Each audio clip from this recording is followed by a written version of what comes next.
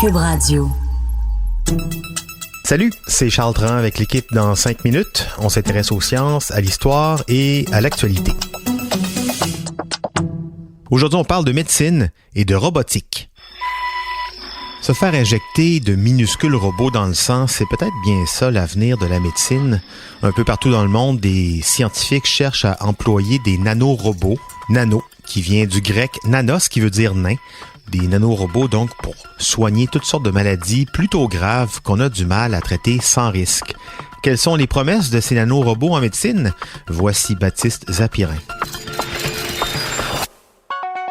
Des chercheurs américains et chinois testent depuis un couple d'années ces nanorobots pour tuer les tumeurs cancéreuses. Et ça marche plutôt bien sur les souris pour l'instant. C'est vraiment étonnant. Ils utilisent de tout petits robots de 90 nanomètres, donc 100 millions de fois plus petits qu'un mètre. Et ces nanorobots, tueurs de cancer, donc, ce ne sont pas des R2D2 ou des C3PO en version minuscule. Ce ne sont même pas vraiment des machines. Le nanorobot utilisé ici est organique. C'est d'une feuille d'ADN qui transporte un outil mortel pour la tumeur, une enzyme qu'on appelle thrombine. Bon alors, comment il fait ce nanorobot pour détruire la tumeur? Il va la priver de nourriture. D'abord, le nanorobot, avec sa thrombine à l'intérieur, est injecté dans le sang par intraveineuse, avec des tas de petits camarades.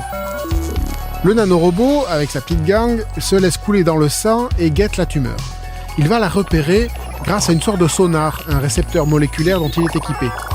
Ce récepteur réagit uniquement à une protéine spécifique que les cellules cancéreuses expriment pour leur plus grand malheur. Et bingo, le nanorobot renifle la tumeur et se plante juste en face. Et là, les récepteurs réagissent en ouvrant la feuille d'ADN du nanorobot. Et ça libère la thrombine, l'enzyme qui était dedans. Et pourquoi les chercheurs mettent cette enzyme-là dans le nanorobot? Parce que la thrombine est une enzyme coagulante. Et donc en 3 jours, les nanorobots en libèrent assez pour faire coaguler le sang dans la région des cellules cancéreuses. Et il se trouve que la tumeur, c'est le sang qui l'alimente et lui donne ce qu'il faut pour grandir. Privée de sang, la tumeur se ratatine et c'est gagné. Les feuilles d'ADN du nanorobot, elles, se désagrègent et sont éliminées naturellement par le corps.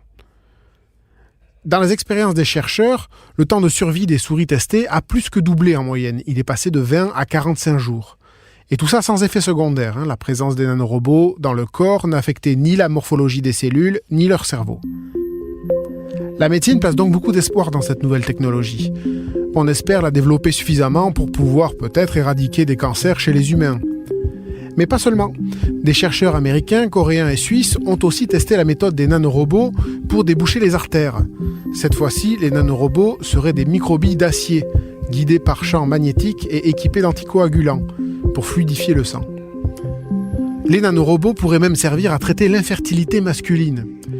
Oui, on chargerait les petits nanorobots de trimballer à bon port les spermatozoïdes feignants. Ce sont des Allemands qui planchent là-dessus, de l'Institut des nanosciences intégratives de Dresde. C'est intéressant comme méthode aussi, parce qu'une injection, c'est potentiellement bien moins invasif qu'une chirurgie comme traitement. Finalement, à long terme, les limites de l'usage des nanorobots seront aussi philosophiques. Ce sera aux humains de déterminer où s'arrêter.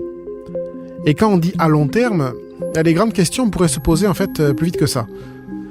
Ray Kurzweil, un ingénieur de Google, futurologue et ouvertement transhumaniste, estime que dès 2042, on sera capable de développer une armée de nanorobots qui viendra compléter le système immunitaire dans notre corps et nettoyer les maladies. Une première étape, pense-t-il, vers l'immortalité. Notez qu'il ne voit pas forcément là-dedans une très bonne chose, puisqu'il craint aussi que 3 ans plus tard, la Terre se transforme en ordinateur géant avec tous ses progrès. Pas super optimiste, donc. Bref, oui, les nanorobots, c'est un avenir technologique, qu'on le veuille ou non, et c'est très prometteur dans certains domaines. Mais il ne faudra pas oublier de se poser des questions éthiques très vite pour garder le contrôle de tout ça.